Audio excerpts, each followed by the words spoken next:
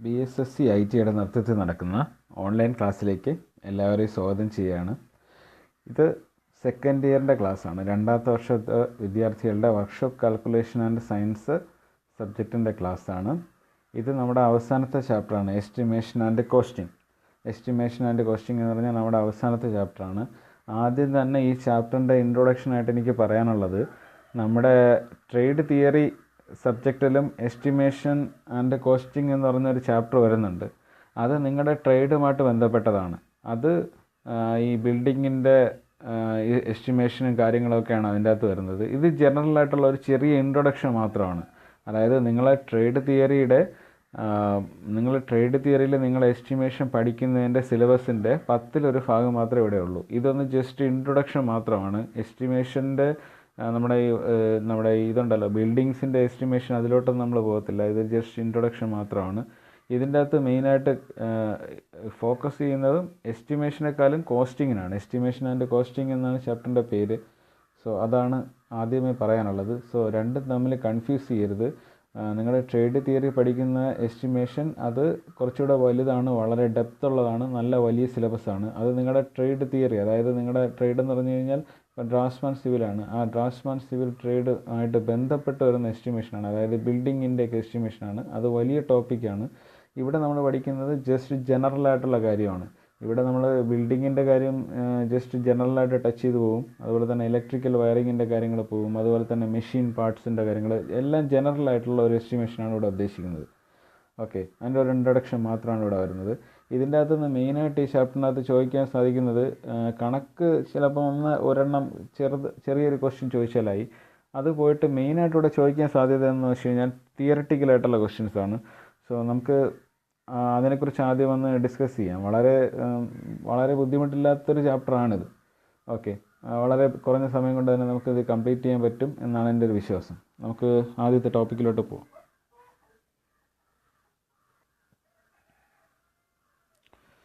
So ആദ്യം തന്നെ estimation എന്താണെന്ന് പറയുന്നത്. എസ്റ്റിമേഷൻ എന്താണെന്ന് പറയുമ്പോൾ 2 കാര്യങ്ങൾ ഓർത്തുകൊള്ളുക. ഒന്നെന്ന് വെച്ച് കഴിഞ്ഞാൽ ക്വാണ്ടിറ്റീസ്,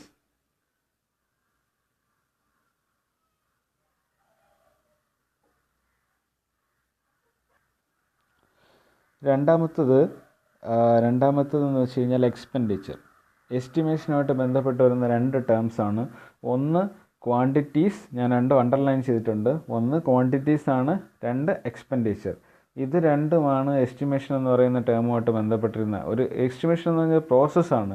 ആ പ്രോസസ്സിൽ നമ്മൾ കണ്ടെത്താൻ പോകുന്നത്, അല്ലെങ്കിൽ കണ്ടെത്താൻ ഉദ്ദേശിക്കുന്നത്, അല്ലെങ്കിൽ നമ്മൾ ഗസ് ചെയ്യുന്നത്, ഓക്കെ, നമ്മൾ ആലോചിച്ചെടുക്കുന്നത്, നമ്മൾ കണ്ടെത്താൻ ശ്രമിക്കുന്നത്, ഒന്ന് ക്വാണ്ടിറ്റീസ് കണ്ടെത്താൻ ശ്രമിക്കും, 2 എക്സ്പെൻഡിച്ചർ കണ്ടെത്താൻ ശ്രമിക്കും.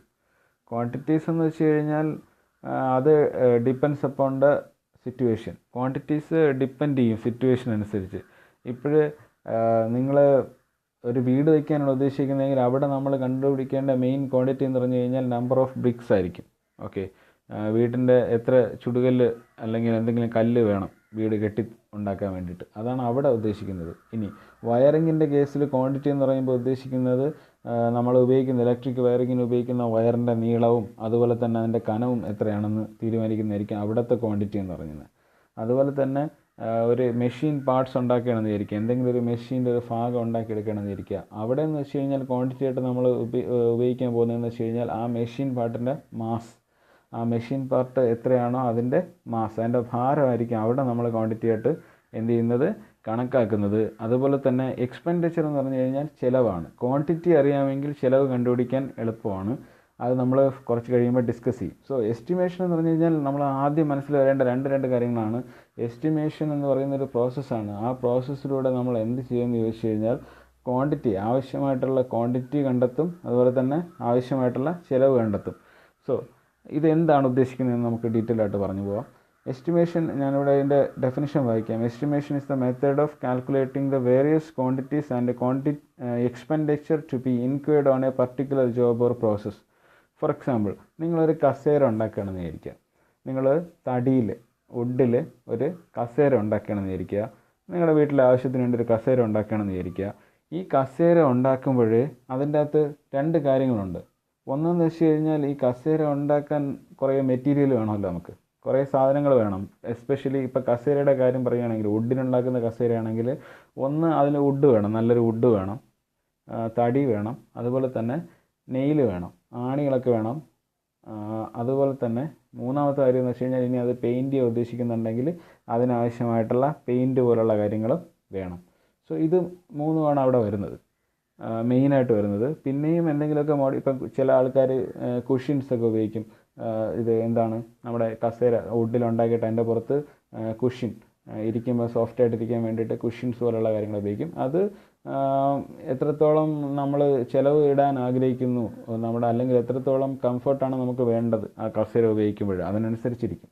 സോ ഞാൻ മെയിനായിട്ട് വരുന്നതെന്ന് പറഞ്ഞാൽ വുഡ്, നെയിൽ, പിന്നെ എന്താണ്, പെയിൻറ്റ്. ഇതെല്ലാം ഇത് മൂന്ന് മെറ്റീരിയൽസാണ് ഉണ്ടാക്കാൻ ഉപയോഗിക്കുന്നത്. ഈ കസേര ഉണ്ടാക്കാൻ ഉപയോഗിക്കുന്ന മെറ്റീരിയൽസാണ്. സോ ഈ മെറ്റീരിയൽസ് എത്ര അളവിൽ വേണം, അതാണ് അളവാണ്. ഈ ഓരോ മെറ്റീരിയലിൻ്റെ അളവിനെയാണ് നമ്മൾ ക്വാണ്ടിറ്റി എന്ന് പറയുക. സോ എത്ര അളവിൽ ഈ ഓരോ എത്ര വുഡ് എത്ര അളവ് വേണം, എത്ര ക്വാണ്ടിറ്റി വേണം, നെയിൽ എത്ര ക്വാണ്ടിറ്റി വേണം, അതുപോലെ തന്നെ പെയിൻറ്റ് എത്ര ക്വാണ്ടിറ്റി വേണം എന്ന് നമ്മൾ ഗസ് ചെയ്യും. കസേര ഉണ്ടാക്കുന്നതിന് മുമ്പ് തന്നെ നമ്മൾ ഏകദേശം ഒരു കണക്ക് നമ്മളിതിനെക്കുറിച്ച് ആലോചിക്കും. അതിനെയാണ് എസ്റ്റിമേഷൻ എന്ന് പറയുന്നത്. ഇനി ഈ ക്വാണ്ടിറ്റി അറിയാമെങ്കിൽ, ഇപ്പം വുഡ് 1 മീറ്ററിന് ഇത്ര രൂപയെന്ന് അറിയാമെങ്കിൽ, ഇപ്പം നമ്മുടെ കസേര ഉണ്ടാക്കാൻ വേണ്ടി 10 മീറ്റർ വുഡ് വേണമെന്ന് വിചാരിക്കുക. 1 മീറ്ററിന് 10 രൂപയാണെങ്കിൽ 10 രൂപയേ ഉള്ളൂ എന്ന് വിചാരിക്കുക. അതിൻ്റെ റേറ്റ് എത്രയാണെന്ന് വിചാരിക്കുക. അങ്ങനെയാണെങ്കിൽ 10 × 10 100 രൂപയ്ക്ക് അത് വുഡ് വാങ്ങിച്ചു കഴിഞ്ഞാൽ നമ്മുടെ കസേര എന്ത് ചെയ്യാൻ പറ്റും, ഉണ്ടാക്കാൻ പറ്റും. അവിടെ അത് നമ്മൾ ഈ ക്വാണ്ടിറ്റി കണ്ടുപിടിക്കുന്നതാണ് ബുദ്ധിമുട്ട്. ക്വാണ്ടിറ്റി കണ്ടുപിടിച്ച് കഴിഞ്ഞാൽ അതിനെ എക്സ്പെൻഡിച്ചർ അല്ലെങ്കിൽ ചിലവിലോട്ട് നമുക്ക് മാറ്റാൻ വേണ്ടി എളുപ്പമാണ്. റേറ്റ് അറിഞ്ഞിരുന്നാൽ മതി. ഓരോ സാധനങ്ങളുടെ എന്തറിഞ്ഞിരുന്നാൽ മതി, റേറ്റ് അറിഞ്ഞിരുന്നാൽ മതി. ഞാൻ ഒന്നും കൂടെ പറയാം. മെയിനായിട്ട് എസ്റ്റിമേഷൻ എന്ന് പറഞ്ഞാൽ 2 കാര്യങ്ങൾക്ക് വേണ്ടിയിട്ടാണ്. ഒന്ന്, നമ്മളൊരു ജോലി ചെയ്യുകയാണെന്ന് വിചാരിക്കുക. ഒരു ജോലി ചെയ്യുമ്പോൾ അതിന് ഏകദേശം എത്ര ക്വാണ്ടിറ്റിയിൽ മെറ്റീരിയൽസ് ആവശ്യമായിട്ട് വരും, അതാണ് ഒന്നാമത്തെ കാര്യം. ഇനി ആ ക്വാണ്ടിറ്റി കിട്ടിക്കഴിഞ്ഞാൽ അതിൽ നമുക്ക് എന്തും കണ്ടുപിടിക്കാൻ പറ്റും. എത്രത്തോളം ചിലവ് നമ്മൾ അതിൽ സ്പെൻഡ് ചെയ്യേണ്ടി വരും എന്ന് കണ്ടുപിടിക്കാം. എന്തുകൊണ്ട് നമ്മൾ എസ്റ്റിമേഷൻ ചെയ്യണമെന്ന് ചോദിച്ചു കഴിഞ്ഞാൽ, നമ്മളൊരു എസ്റ്റിമേഷനൊന്നും ഇല്ലാതെ നമ്മളൊരു കസേര ഉണ്ടാക്കാൻ തുടങ്ങിക്കഴിഞ്ഞാൽ ചിലപ്പം കസേര ഉണ്ടാക്കേണ്ടത് ചിലപ്പോൾ നമുക്ക് എന്ത് ചെയ്യേണ്ടി വരും, കസേര ഉണ്ടാക്കാൻ പോയി കഴിഞ്ഞ് കഴിഞ്ഞാൽ, ഒരു എസ്റ്റിമേഷനൊന്നും ഇല്ലാതെ ഉണ്ടാക്കാൻ പോയി കഴിഞ്ഞ് കഴിഞ്ഞാൽ ചിലപ്പോൾ ഇപ്പോൾ നമ്മുടെ കയ്യിൽ 100 രൂപ വെച്ചുകൊണ്ടാണ് നമ്മൾ കസേര ഉണ്ടാക്കാൻ തുടങ്ങിയെന്ന് വിചാരിക്കുക. ഒരു എസ്റ്റിമേഷനൊന്നും ഇല്ല, വെറുതെ 100 രൂപ കയ്യിൽ വെച്ചുകൊണ്ട് കസേര ഉണ്ടാക്കാൻ തുടങ്ങിയെന്ന് വിചാരിക്കുക. 150 രൂപയുടെ ചിലവ് ആക്ച്വലായിട്ട് വരുന്ന ഒരവസ്ഥ വന്നെന്ന് വിചാരിക്കുക. കസേര ഉണ്ടാക്കി തുടങ്ങുന്നതിന് മുമ്പേ നിങ്ങൾ എത്ര രൂപ ഉണ്ടായിരുന്നു, 100 രൂപ ഉണ്ടായിരുന്നു. ആ 100 രൂപ കയ്യിൽ വെച്ചിട്ടാണ് നിങ്ങൾ കസേര ഉണ്ടാക്കാൻ തുടങ്ങിയെന്ന് വിചാരിക്കുക. എന്നാൽ കസേര ആക്ച്വലായിട്ട് നിർമ്മിച്ച് തുടങ്ങി ജോലിക്കാരനെ നിൽക്കുമല്ലോ, അവർക്കൊക്കെ കാശ് കൊടുത്ത് വന്നപ്പോഴേ നിങ്ങളുടെ കയ്യിൽ നിന്ന് ഏതാണ്ട് 100 രൂപയിൽ കൂടുതൽ ആയിപ്പോകുമെന്നൊരവസ്ഥ വന്നു കഴിഞ്ഞാൽ, ഒന്നുകിൽ നിങ്ങൾ എന്ത് ചെയ്യേണ്ടി വരും, ആ കസേരയുടെ ഉണ്ടാക്കുന്ന ജോലി പകുതി വെച്ച് നിർത്തേണ്ടി വരും.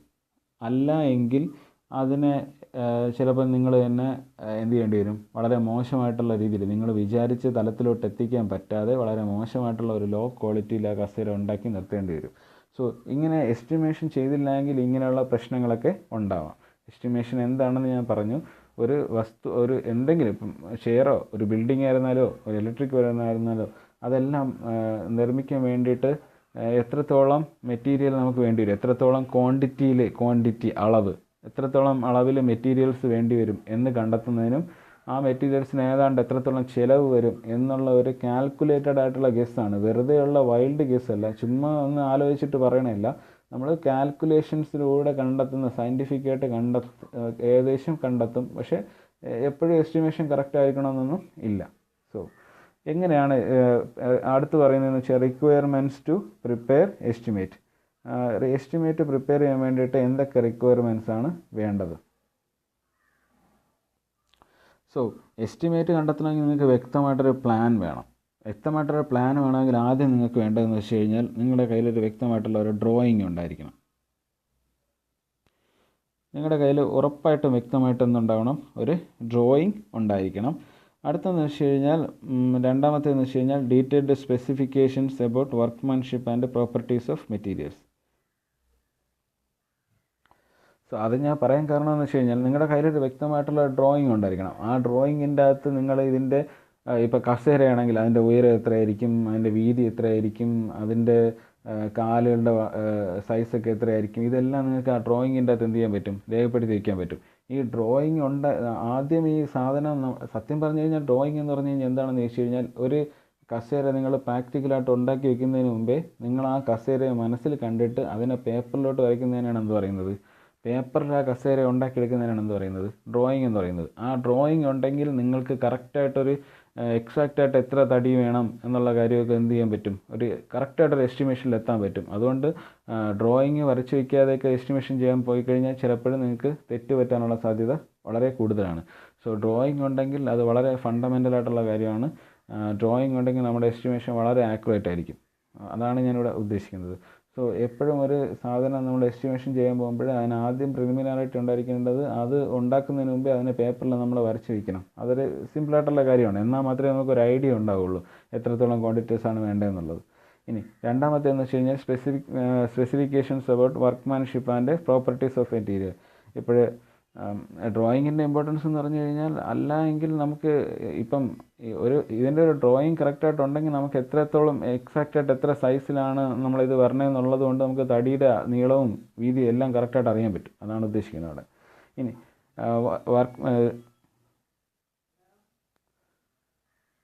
ഇനി കസേര ഉണ്ടാക്കണമെങ്കിൽ ആര് വേണം, ഒരു കാർപ്പൻ്റർ വേണം, അല്ലെങ്കിൽ കസേര ഉണ്ടാക്കാൻ പറ്റത്തില്ല. സോ അയാളുടെ ജോലിയുമായിട്ട് ബന്ധപ്പെട്ട് അയാൾക്ക് കൊടുക്കേണ്ടി വരുന്ന ചിലവുണ്ടല്ലോ, ഓക്കെ, അയാളുടെ ശമ്പളം, അതിനെക്കുറിച്ചാണ് ഈ വർക്ക്മാൻഷിപ്പ് അതൊക്കെ പറയുന്നത്. ആരൊക്കെയാണ് വേണ്ടത്? ഇപ്പം ഒരു കസേര ഉണ്ടാക്കണമെങ്കിൽ മെയിനായിട്ട് ആര് മതിയാവും, കാർപ്പൻ്റർ മതിയാവും. എന്നാൽ ഒരു ബിൽഡിംഗ് ഉണ്ടാക്കണമെങ്കിൽ കാർപ്പൻ്റർ മാത്രം പോരാ, മേസൺ വേണം, അവിടെ കാർപ്പൻ്റർ വേണം, പിന്നെ ബാക്കിയുള്ള ഒരുപാട് ആൾക്കാർ അതിൻ്റെ ആയിട്ട് തൊഴിലാളി വേണ്ടി വരും. കസേരയുടെ കാര്യം പറയുകയാണെങ്കിൽ എന്ത് മാത്രം മതി, ഒരു കാർപ്പൻ്ററിൻ്റെ കാര്യം മാത്രം മതി. പക്ഷേ ഒരു ബിൽഡിംഗ് ഉണ്ടാക്കുകയാണെങ്കിൽ ഒന്നിലധികം വർക്ക്മാൻഷിപ്പ് ആവശ്യമാണ്, ഒന്നിലധികം തരത്തിലുള്ള തൊഴിലാളികൾ ആവശ്യമാണ്. അതായത് ഇപ്പം കാർപ്പൻ്റർ വേണം, മെയ്സൺ വേണം, പ്ലംബർ വേണം, അങ്ങനെയുള്ള മുഴുവൻ ആൾക്കാരും അതിൻ്റെ അകത്ത് വേണം, എൻജിനീയേഴ്സ് വേണം, അതിൻ്റെ സൂപ്പർവൈസേഴ്സ് വേണം, അങ്ങനെ ഒരുപാട് ആൾക്കാർ ആവശ്യമുണ്ട്. സോ നിങ്ങൾ ചെയ്യാൻ പോകുന്ന ജോലിയിൽ ഏത് തരം ആൾക്കാരെയാണ് നിങ്ങൾക്ക് വേണ്ടത് എന്നുള്ളതിൻ്റെ സ്പെസിഫിക്കേഷൻസ് ആദ്യമേ ഉണ്ടായിരിക്കണം. കാരണം ഇപ്പം ഒരു കാർപ്പൻ്ററിൻ്റെ ശമ്പളമൊക്കെ എന്തായിരിക്കും, കുറവായിരിക്കും. എന്നാൽ അതിൻ്റെ അപ്പുറത്തുള്ള ഒരു എൻജിനീയറൊക്കെ ആവശ്യമായിട്ട് വരികയാണെങ്കിൽ ചിലപ്പോൾ അയാളുടെ ശമ്പളം എന്തായിരിക്കും, വളരെ കൂടുതലായിരിക്കും. സോ അതൊരു ഗസ് ചെയ്യാൻ വേണ്ടിയിട്ടാണ് എത്രത്തോളം നിങ്ങൾ ഈ ശമ്പളത്തിൻ്റെ ഇതിൽ പൈസ കൊടുക്കേണ്ടി വരും. ഇനി properties of material. Properties of material എന്ന് പറഞ്ഞു കഴിഞ്ഞാൽ നിങ്ങളിപ്പം കസേര ഉണ്ടാക്കാൻ വേണ്ടി ഉപയോഗിക്കുന്ന വുഡ് തന്നെ പല ക്വാളിറ്റി ഉണ്ട്. ഓക്കെ, നല്ല ഹൈ ക്വാളിറ്റിയിൽ നമുക്ക് എന്ത് ചെയ്യാൻ പറ്റും, തേക്കിൽ നമുക്ക് കസേര ഉണ്ടാക്കാൻ പറ്റും, അതുപോലെ തന്നെ പ്ലാവിൽ നമുക്ക് കസേര ഉണ്ടാക്കാൻ പറ്റും. പക്ഷേ രണ്ടിനും സംഭവിക്കുന്ന ക്വാളിറ്റിയും വ്യത്യാസമാണ്, അതിൻ്റെ ചിലവും വ്യത്യാസമാണ്. സോ എന്ത് തരത്തിലുള്ള പ്രോപ്പർട്ടീസാണ് മെറ്റീരിയലാണ് ഇവിടെ നമ്മൾ ഉപയോഗിക്കാൻ ഉദ്ദേശിക്കുന്നത്, അതെല്ലാം ഇവിടെ എസ്റ്റിമേറ്റ് തയ്യാറാക്കുന്നതിന് മുമ്പായിട്ട് നമ്മുടെ കയ്യിൽ വേണം. സോ എസ്റ്റിമേറ്റ് തയ്യാറാക്കുന്നതിന് മുമ്പായിട്ട് ആദ്യം നമ്മൾ ഉണ്ടാക്കാൻ പോകുന്ന സാധനത്തിന് എന്ത് വേണം, ഡ്രോയിങ് വേണം. രണ്ടാമത് ഈ സാധനം ഉണ്ടാക്കുന്നതിന് ആവശ്യമായിട്ടുള്ള ഏത് തരം തൊഴിലാളികളാണ് വേണ്ടത്, എന്തൊക്കെ മെറ്റീരിയൽസാണ് വേണ്ടതെന്നുള്ളൊരു ജനറൽ ആയിട്ടുള്ള ലിസ്റ്റ് നമുക്ക് എന്ത് ചെയ്യണം, വേണം. ഇനി അടുത്തെന്ന് പറഞ്ഞു കഴിഞ്ഞാൽ scheduled rates of the current year. Schedule of rates of current year അതെന്താണെന്ന് ചോദിച്ചു കഴിഞ്ഞാൽ, ഈ ഷെഡ്യൂൾ റേറ്റ് എന്ന് പറഞ്ഞു കഴിഞ്ഞാൽ ഇപ്പം ഈ വർഷം ഇപ്പം തേക്ക് തടിയിലാണ് നിങ്ങളുടെ കസേര ഉണ്ടാക്കുന്നത് വിചാരിക്കുക, ഈ വർഷം തേക്ക് തടിക്ക് എത്ര രൂപയാണ് ഒരു മീറ്ററിന് എന്നുള്ള ഒരു അറിവുണ്ടല്ലോ, റേറ്റ്, നിരക്ക്, അതാണ് ഉദ്ദേശിക്കുന്നത്. സോ അതാണ് അതിൽ പറയുന്നത്. ഈ 3 കാര്യങ്ങളാണ് ജനറലായിട്ട് എസ്റ്റിമേറ്റ് ഉണ്ടാക്കാൻ വേണ്ടി ആവശ്യമായിട്ട് വരുന്നത്. സോ അടുത്തെന്ന് പറഞ്ഞു കഴിഞ്ഞാൽ 3 തരത്തിൽ എസ്റ്റിമേറ്റ് ഉണ്ട്. ഓവർ എസ്റ്റിമേറ്റ് ഉണ്ട്, അണ്ടർ എസ്റ്റിമേറ്റ് ഉണ്ട്, കോസ്റ്റ് എസ്റ്റിമേറ്റ് ഉണ്ട്. ഓവർ എസ്റ്റിമേറ്റ് എന്ന് വെച്ച് കഴിഞ്ഞാൽ നിങ്ങൾ എസ്റ്റിമേഷൻ നടത്തി കഴിയുമ്പോൾ നിങ്ങൾക്കൊരു ചിലവ് കിട്ടും. നിങ്ങളൊരു വസ്തു ഉണ്ടാക്കാൻ പോവുകയാണ്, ഒരു കസേര ഉണ്ടാക്കാൻ പോവുകയാണ്. ആ കസേര ഉണ്ടാക്കുന്നതിന് മുന്നേ ആയിട്ട് നിങ്ങൾ എന്ത് ചെയ്യാണ്, എസ്റ്റിമേഷൻ ചെയ്യാണ്. എസ്റ്റിമേഷൻ ചെയ്യുമ്പോൾ നിങ്ങൾക്ക് ആ കസേര ഉണ്ടാക്കി കഴിയുമ്പോൾ എത്ര രൂപ ആവശ്യമായിട്ട് വരും എന്നുള്ളൊരു ഐഡിയ കിട്ടും. അങ്ങനെ എസ്റ്റിമേഷൻ കഴിഞ്ഞിട്ട് നിങ്ങൾക്ക് ഇപ്പോൾ ഒരു കസേര ഉണ്ട്, ആ കസേര ഉണ്ടാക്കാൻ വേണ്ടി എസ്റ്റിമേഷൻ നിങ്ങൾ ചെയ്യുമ്പോൾ നിങ്ങൾക്ക് 200 രൂപയാണ് വരുന്നതെന്ന് വിചാരിക്കുക. 200 രൂപ ആവശ്യം വരുള്ളൂ എന്നുള്ള ഒരു നിഗമനത്തിലോട്ട് നിങ്ങൾ എസ്റ്റിമേഷൻ കഴിഞ്ഞപ്പോൾ എത്തിയെന്ന് വിചാരിക്കുക. എന്നാലും നിങ്ങൾ ആക്ച്വലായിട്ട് ആ കസേര ഉണ്ടാക്കി കഴിഞ്ഞപ്പോൾ നിങ്ങൾക്ക് 150 രൂപയെ ചിലവായുള്ളൂ എന്ന് വിചാരിക്കുക. എസ്റ്റിമേഷൻ എന്ന് പറഞ്ഞാൽ ആക്ച്വൽ കേസല്ല. ആക്ച്വൽ കേസിൽ നമ്മൾ കസേര റിയലായിട്ട് ഒരു ജോലിക്കാരനെയൊക്കെ വിളിച്ച് തടിയൊക്കെ വാങ്ങിച്ച് എല്ലാം കറക്റ്റായിട്ട് ആണിയൊക്കെ അടിച്ച് എല്ലാം കസേര ഉണ്ടാക്കി വെച്ചപ്പോൾ 150 രൂപ ആയതേ ഉള്ളൂ എന്ന് വിചാരിക്കുക. അങ്ങനെയാണെങ്കിൽ ഈ എസ്റ്റിമേഷനെ നമ്മൾ ഓവർ എസ്റ്റിമേറ്റ് എന്ന് പറയും. അതായത് ആക്ച്വൽ കേസിൽ, അതായത് റിയൽ കണ്ടീഷനിൽ കസേര ഉണ്ടാക്കിയെടുപ്പോൾ 150 രൂപയെ വന്നുള്ളൂ. എന്നാൽ നമ്മൾ അതിനെ എസ്റ്റിമേഷൻ ചെയ്തപ്പോൾ, ഇത് റിയലായിട്ട് ഉണ്ടാക്കുന്നതിന് മുന്നേ ആയിട്ട് നമ്മൾ ഇതിൻ്റെ ചിലവൊന്ന് ഗസ് ചെയ്തപ്പോൾ, ഓക്കെ, അതിനെ ആലോചിച്ചെടുത്തപ്പോൾ നമുക്ക് എത്രയാണ് വന്നത്? 200 വന്നത്. സോ അതെന്താണെന്ന് വെച്ച് കഴിഞ്ഞാൽ നമ്മുടെ ആക്ച്വലായിട്ട് വരുന്ന ചിലവിനേക്കാളും എന്താണ് നമ്മുടെ എസ്റ്റിമേറ്റ് കൂടിയൊരു പൈസയാണ് നമുക്ക് എന്ത് ചെയ്യുന്നത്? എസ്റ്റിമേറ്റായിട്ട് വരുന്നത്. സോ അത് നമ്മൾ ഓവർ എസ്റ്റിമേറ്റ് എന്ന് പറയും. അതിനാണ് നമ്മൾ എന്ത് പറയുന്നത്?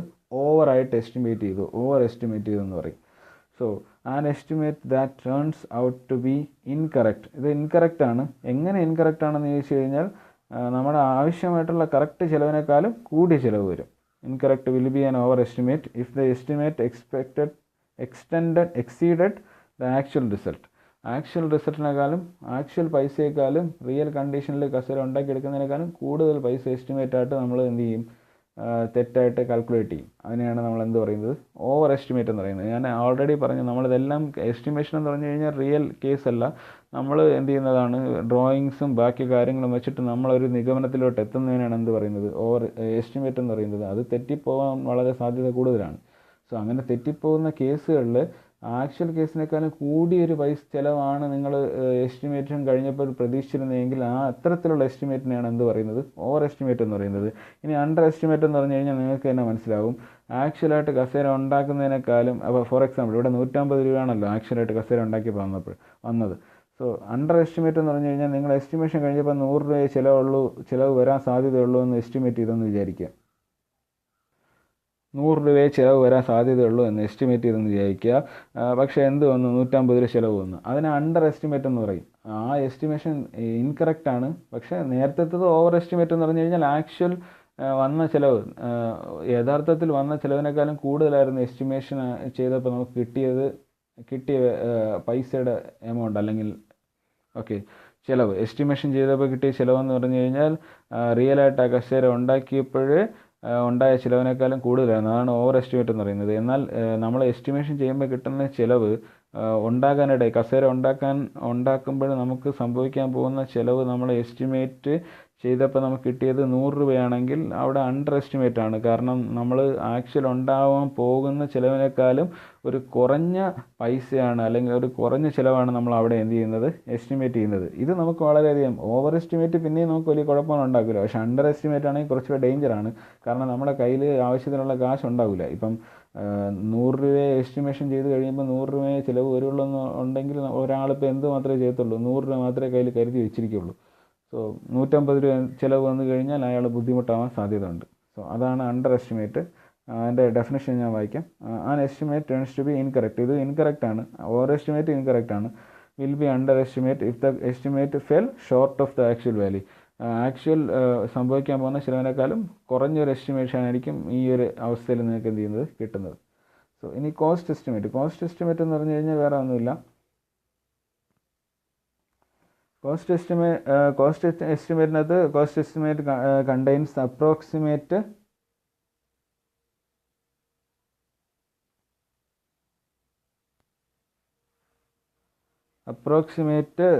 Cost of a product, process or operation. So അതിനെയാണ് നമ്മൾ എന്ത് പറയുന്നത്? കോസ്റ്റ് എസ്റ്റിമേറ്റ് എന്ന് പറയുന്നത്. ടോട്ടൽ കോസ്റ്റ് എന്ന് പറഞ്ഞു കഴിഞ്ഞാൽ material cost plus manufacturing cost ആയിരിക്കും.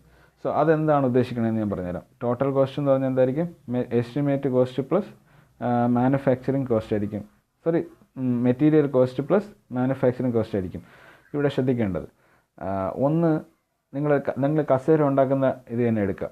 കസേര ഉണ്ടാക്കാൻ പോകുമ്പോൾ ആദ്യം അതിനാവശ്യമായിട്ടുള്ള മെറ്റീരിയൽസ്, വുഡ് ആവശ്യമുണ്ട്, നെയിൽ ആവശ്യമുണ്ട്, ആണി ആവശ്യമുണ്ട്, പിന്നെ അത് പെയിൻറ്റ് ചെയ്യാൻ വേണ്ടിയിട്ട് പെയിൻറ്റ് ആവശ്യമുണ്ട്, പിന്നെ അതിൽ കുഷ്യൻസ് ഉപയോഗിക്കുന്നുണ്ടെങ്കിൽ ആ കുഷ്യൻസ് നിങ്ങൾ എന്ത് ചെയ്യേണ്ടി വരും? കളക്ട് ചെയ്യേണ്ടി വരും. ഇതൊക്കെ മെറ്റീരിയലാണ്. ഈ മെറ്റീരിയൽസ് കളക്ട് ചെയ്യാൻ വേണ്ടിയിട്ട് നിങ്ങൾക്കൊരു പൈസ ചിലവാകും. അതിനെയാണ് മെറ്റീരിയൽ കോസ്റ്റ് എന്ന് പറയുന്നത്. ഇനി അതിനുശേഷം ഈ വുഡൊക്കെ വാങ്ങിച്ചുകൊണ്ട് വന്നിട്ട് കസേര ആവുമെന്ന് പറഞ്ഞു കഴിഞ്ഞാൽ കസേര ആവത്തില്ല. അവിടെ നമുക്ക് എന്ത് ചെയ്യേണ്ടി വരും? ഒരു വർക്കർ ആവശ്യമുണ്ട്. ആ വർക്കർ എന്ത് ചെയ്യും?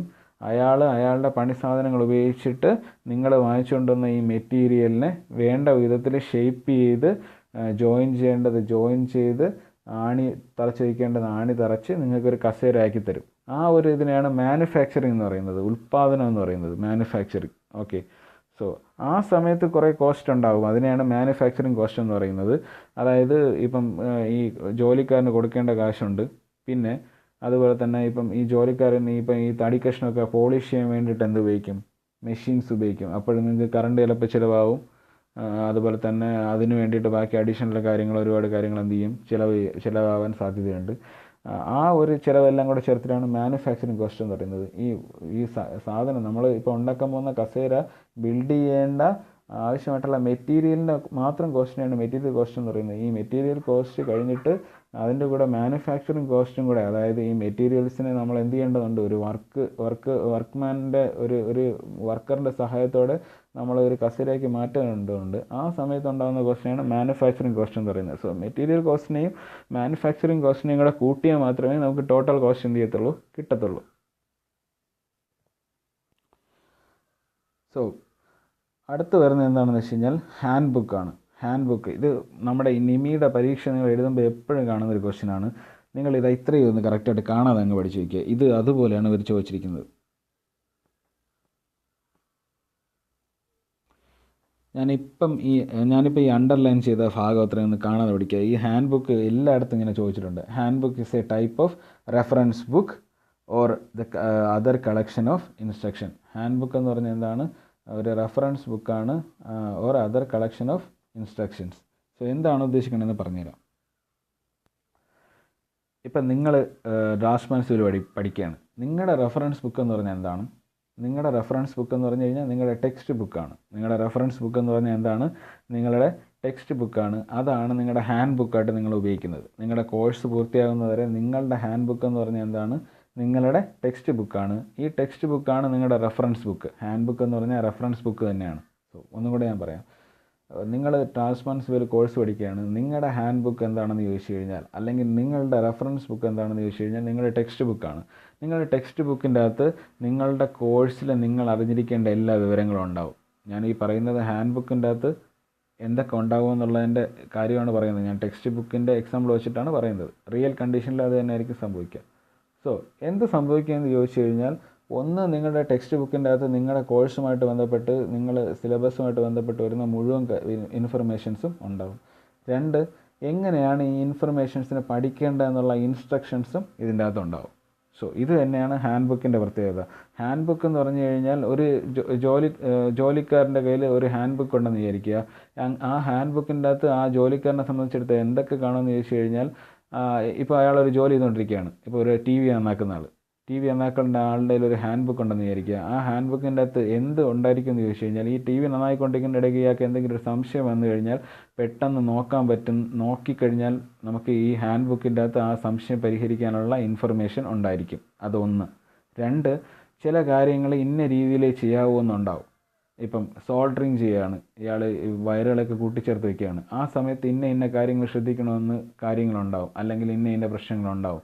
ഈ വിവരങ്ങളെല്ലാം ഈ ഹാൻഡ് ബുക്ക് അല്ലെങ്കിൽ റെഫറൻസ് ബുക്കിൻ്റെ അകത്ത് എന്ത് ചെയ്യും? ഉണ്ടാവും. ഇത്രയും മാത്രമാണ് ഹാൻഡ് ബുക്ക് എന്ന് പറയുന്നത്. പക്ഷേ ഇതിൻ്റെ അകത്ത് നിങ്ങൾ പഠിക്കേണ്ടത് ഞാൻ ഈ അണ്ടർലൈൻ ചെയ്തിരിക്കുന്ന ഭാഗങ്ങൾ പഠിക്കുക. അതാണ് എല്ലായിടത്തും ആൻസറായിട്ട് കാണുന്നത്. A hand book is a type of reference book or other collection of ഇൻസ്ട്രക്ഷൻസും റെഫറൻസ് വർക്കും അതുപോലെ തന്നെ other collection of instructions. This is intended to provide ready reference. എന്തെങ്കിലും സംശയം വന്നാൽ നമുക്ക് നോക്കാൻ പറ്റുന്ന എന്ത് ബുക്കിനെ നമുക്ക് എന്തായിട്ട് എടുക്കാം? ഹാൻഡ് ബുക്കായിട്ട് എടുക്കാം. ഇനി റെഫറൻസ് ടേബിൾ എന്ന് പറഞ്ഞു കഴിഞ്ഞാൽ അടുത്ത പോയിൻ്റാണ് റെഫറൻസ് ടേബിൾ. റെഫറൻസ് ടേബിൾ എന്ന് വെച്ച് കഴിഞ്ഞാൽ, reference table mean a set of references that an author may have cited or gained inspiration whilst writing an article, similar to bibliography. ഇത് ചോദിച്ചിട്ടുണ്ട് കേട്ടോ, ഈ ബിബിലിയോഗ്രഫി.